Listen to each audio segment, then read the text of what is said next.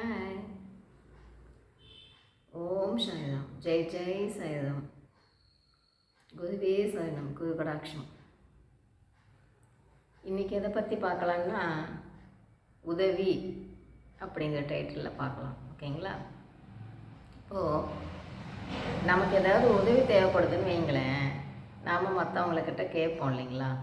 ஏதோ ஒரு ஹெல்ப் தேவைப்படுது, வந்து செஞ்சால் பரவாயில்லையே அப்படின்னு நாம் மற்றவங்கக்கிட்ட கேட்போம்.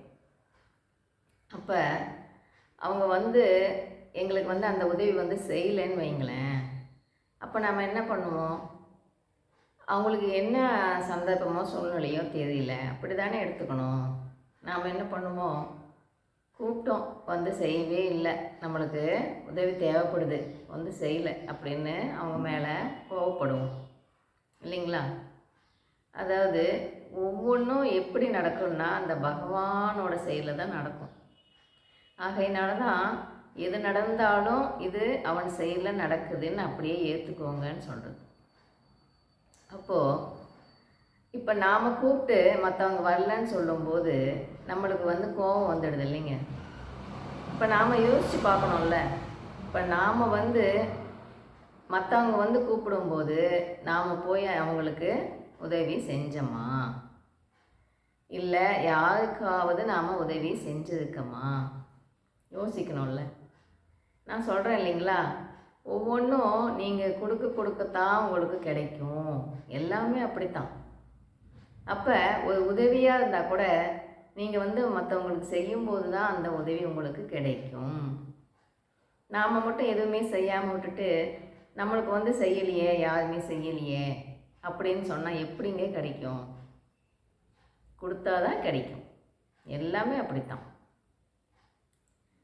இப்போ வந்து என்ன சொல்கிறதுன்னா, இப்போ ஹாஸ்பிட்டல், இப்போ ஒரு காய்ச்சல்னு வச்சுக்கோங்களேன்.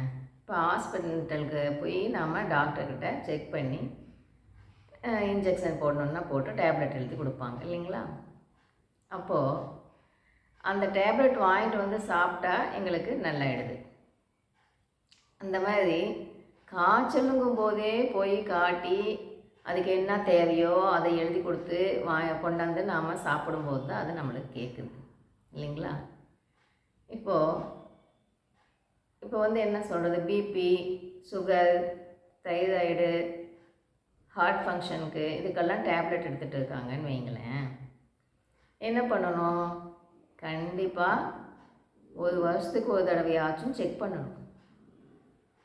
செக் பண்ணாமல் அதே டேப்லெட்டை திரும்ப திரும்ப திரும்ப திரும்ப போட்டுக்கிட்டு இருந்தாங்கன்னு வைங்களேன், இப்போ 10 வருஷத்துக்கு முன்னே இருந்த உடம்பு கண்டிஷனும் இப்போ இருக்கிற உடம்பு கண்டிஷனும் ஒரே மாதிரி இருக்குமா? சொல்லுங்க பார்க்கலாம்.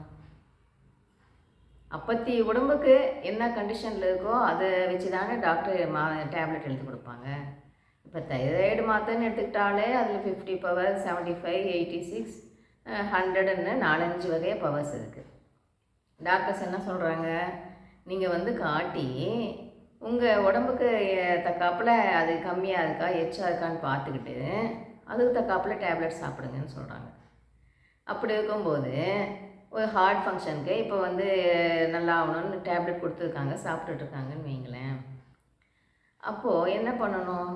அப்பப்போ இயர்லி ஒன்ஸ் ஆச்சும் போய் உடம்பை செக் பண்ணிக்கிட்டு இப்போ என்ன கண்டிஷனில் இருக்குது, அதுக்கு தக்காப்பில் நாம் டேப்லெட் எடுத்துக்குவோம் அப்படின்னு பார்க்கணும் இல்லைங்களா? இப்போ படிக்காதவங்களுக்கு கூட என்ன பண்ணணும் ஏது பண்ணணும்னு இப்போல்லாம் எல்லாமே தெரிஞ்சுக்கிட்டாங்க. ஏன்னா அப்பப்போ போய் நம்ம உடம்பை செக் பண்ணி நாம் கச்சிதமாக வச்சிட்டு இருப்போம் அப்படின்னு தோணுது இல்லைங்களா? ஆகையினால எதுக்கு சொல்கிறேன்னா, ஒரு தடவை வாங்கிட்டு வந்த அந்த டேப்லெட்டையே வச்சுக்கிட்டு அதையே வந்து தொடர்ந்து நீங்கள் யாருமே நாம் வந்து யாருமே சாப்பிடக்கூடாது. அப்பப்போ செக் பண்ணி அப்போ என்ன கண்டிஷனில் இருக்குன்னு பார்த்துட்டு அதுக்கு தக்காப்பில் தான் நாம் டேப்லெட் எடுத்துக்கணும். செலவாகுதுன்னு பார்க்கக்கூடாதுங்க. நம்ம உடம்பு தானே முக்கியம். அதனால் அப்பப்போ பார்த்து அதுக்கு தக்காப்பில் தான் நாம் எடுத்துக்கணும். ஓகேங்களா? அதாவது எப்போ எது நடந்தாலும் அவன் செயலில் நடக்குது, அவன் செயலில் நடக்குது அதை அப்படின்னு டக்குன்னு அதை ஏற்றுக்கணும். இப்போ யாருனாச்சும் நாம் சொல்கிற மாதிரி நடக்கலைன்னா உடனே கோவம் வந்துடுது இல்லைங்களா? தயவு பண்ணி கோவப்படாதீங்க.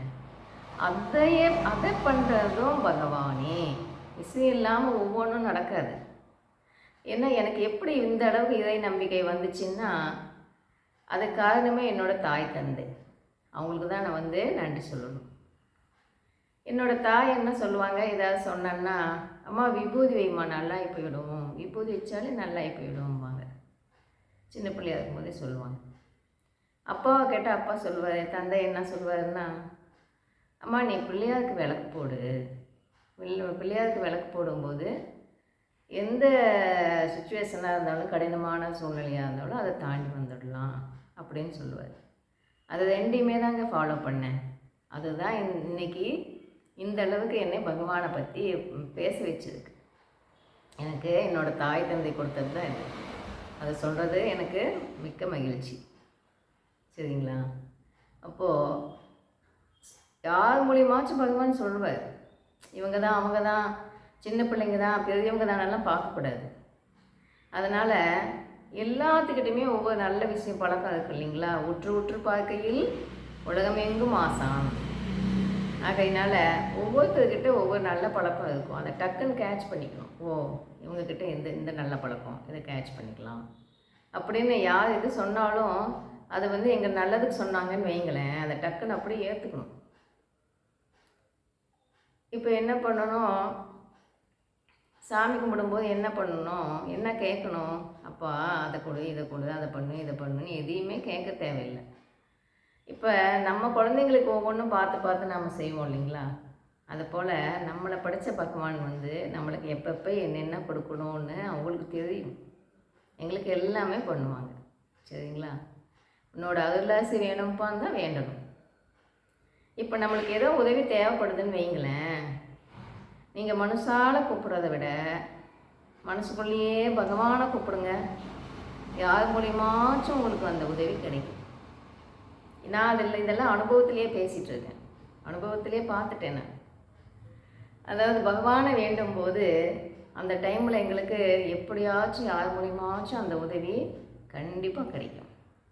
ஆகையினால் யார் மேலேயும் வருத்தப்படாமல் பகவான்கிட்ட மட்டும் பாதத்தில் நாம் சொல்லிக்கிட்டே இருந்தோம்னா நம்மளுக்கு என்னென்ன நடக்குமோ அது அப்பப்போ கண்டிப்பாக நடக்கும். எல்லாருமே நல்லா இருக்கணும்னு வேண்டிக்கிறோம் இல்லைங்களா? எதுக்கு? நம்மளுக்கு மட்டும் தனியாக வேண்டவே தேவையில்லையே. அப்பா எல்லாரையும் நல்லா வச்சிட்ருப்பா அப்படின்னு வேண்டும்போது நாமளும் அதில் வந்து அடங்கி போய்டுறோம் இல்லைங்களா? அதனால் தனித்தனியாக வேண்டவே தேவையில்லை. நம்மளுக்கு எப்பப்போ என்னென்ன கொடுக்கணுன்னு பகவானுக்கு தெரியும், கொடுப்பார். இப்போ நம்ம வாழ்ந்துட்டுருக்கோன்னா இது வந்து வாழ்க்கை படம். இந்த படத்துக்கு கதை, திரைக்கதை, வசனம், டைரக்ஷன் எல்லாமே மேலே எப்பயோ படம் எடுத்தாச்சு, ஷூட் பண்ணியாச்சு. அங்கே பண்ணது இப்போ அந்த படம் ஓடிட்டுருக்கு, அவ்வளோதான். வாழ்க்கைன்றது ஒரு பெரிய படம். அது வந்து இப்போ நம்ம இதில் நம்ம வாழ்க்கையில் அதை ஓடிட்டுருக்கு, அவ்வளோதான். ஆகையினால் யார் மேலேயும் கோவப்படாமல் எல்லாத்துக்கிட்டையும் அன்பாக நடந்துக்குவோம். ஏதாச்சும் எதாவது சொன்னால் கூட அவங்க அறியாமையில் சொல்கிறாங்கன்னு மன்னிச்சு விட்டுடுவோம். சரிங்களா? கேட்டதுக்கு மிக்க நன்றி. பயனடைங்க, ஃபாலோ பண்ணுங்கள். பகவான் சொன்னதை ஃபாலோ பண்ணுங்கள், பயனடைங்க. டாடா, பாய்.